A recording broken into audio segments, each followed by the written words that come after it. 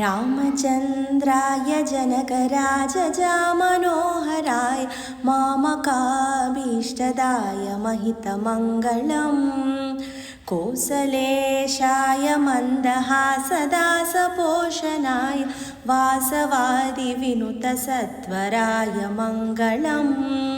चारुकुङ्कुमोपीतचन्दनादिचर्चिताय हारकटकशोभिताय भूरि मङ्गलम् ललितरत्नकुण्डलाय तुलसीवनमालिकाय जलजसदृशदेहाय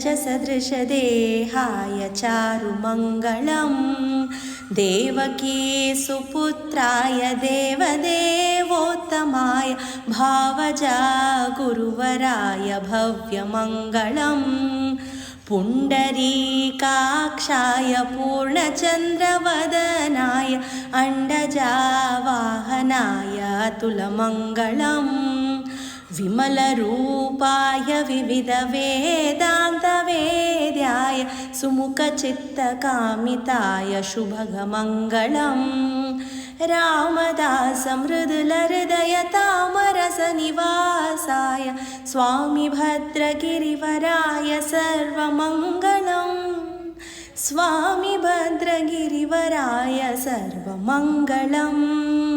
स्वामी भद्रगिरिवराय सर्वमङ्गलम्।